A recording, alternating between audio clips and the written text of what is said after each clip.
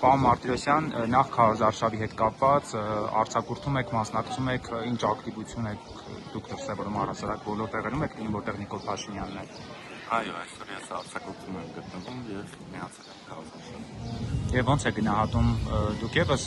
ինչ որ մոտենում եք քաղաքացիներին, բացատրում եք ընտրության հետ կապված որևէ խոստումներ նույն տալը։ Ես ուղեկցում եմ խմբին, որի հետ գնում ենք, եւ իհարկե եթե քաղաքացիները հարցեր ունենան, ինձ էլ դիմեն, այո, նա հիմա մեր քաղաքացին ուզում է հարցած, սիրով կպատասխանեն, այլապես ավելի մենք ոնց որ քայլում ենք եւ այդպես ժողովրդի հետ հարաբերվում ենք։ Պարոն Մարտիրոսյան, քանի որ դուք փոխնախարարի պաշտոնն եք զբաղեցնում, կրթության, գիտության, սպորտի փոխնախարարն եք, ուզում եմ հետաքրքրվել, թե Արագածոտնի մարզի դպրոցների հետ կապված այդ Արագածոտնի մարզի այդ մեր բացահայտումից հետո որ աշխատանքային ժամին ուսուցիչներ, աշակերտներ մասնակցում էին, ինչ փուլում է, ասացին, որ իրենց ասվել է, որ դիմումներ գրեն, սակայն դեռևս չմակագրվել։ Մնում են դեռ չմակագրված, թե արդյոք արդեն իրենք ազատվել են աշխատանքից։ Ճիշտ ասած, նախարարությունում գիտեք, որ մեծ նախարարություն է, կոնկրետ դպրոցների բլոկի մեջ է։ Ես գիտեմ, որ նախարարությունը շատ նախանձախնդիր է, որովհետև դեպքում ընտրական գործընթացին միջնորդություն չլինի որևէ կողմից, եւ հենց դրա համար էլ ինչպես տեսակ համապատասխան ընթացք է ստանում, բայց թե որ թուլում է, չգիտեմ։ Նաև հարցեր են առաջանում, ասում են, ոնց է որոշվել 4 դպրոցները, քանի որ ակնհայտ ավելի մեծ է դպրոցների թիվը եւ ոչ միայն Արագածոտնում, այլ մարզերում, այլ համայնքներում։ Դե եթե այդ մասով արդեն ահազանգը կա եւ որոշակի ընթացք կա, արդեն այս դրա երևի կբարձրային քանի դպրոց ա եղել, ինչ ձև ա եղել եւ այլն, ես ուղղակի կոչ կանեի, ուղղակի գնահատել եմ, որ իսկապես նախարարի կողմից, նախարարության կողմից եւ կառավարության կողմից փորձում ա որ ամեն ինչ անել, որպեսզի մենք ունենանք ազատ թափանցիկ կտրական գործընթաց եւ սպասենք ուղղակի ընթացքը ինչ կլինի։ Եվ մի ճշտող հարցել, դուք նաև քաղաքացիական պայմանագրի կուսակցության անդամ եք։ Այո։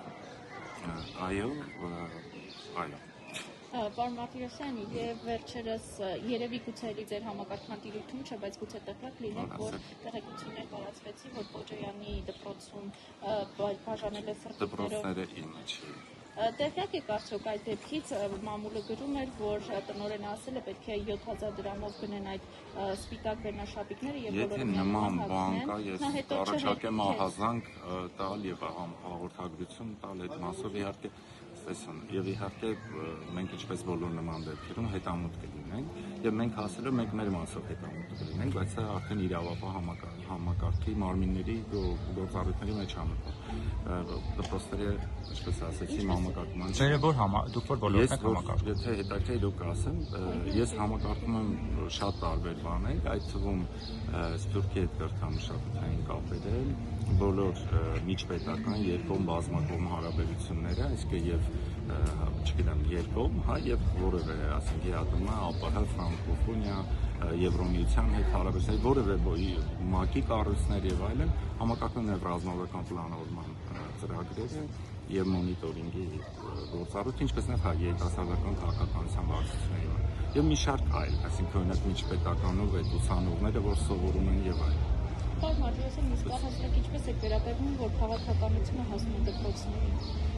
Քաղաքականությունը դպրոցներին ամեն ինչ արվում է, որ չհասնի, եթե դա չի վերաբերում որպես քաղաքացի դպրոցից դուրս իրենց գործառույթներին։ Իհարկե պետք է ամեն ինչ արվի, որ չհասնի եւ ես կարծում եմ ամեն ինչ այդպես էլ արվում է։ Այսինքն երբ ուսուցիչը ասում է, որ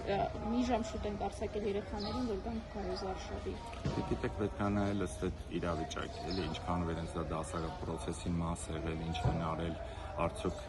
կարող էին դա անել, չէին անել, ուսումնական պլանի մեջ տեղավորվում էին, թե չէ, այլն։ Մենք խնդիր ենք դրել, որ ուսումնական գործընթացը ամբողջությամբ իրականացնեն, ամբողջ ծավալով եւ արդեն դա դպրոցական, այդ բաներ կա, որ ուսումնական պլանի կազմման մեջ չէ, դա դպրոցի իրավասությունն է, ինչքանով են իրենք տեղավորվում եւ այլն, այդ արդեն պետք է կոնկրետ դպրոցի քեյսով է լինելու։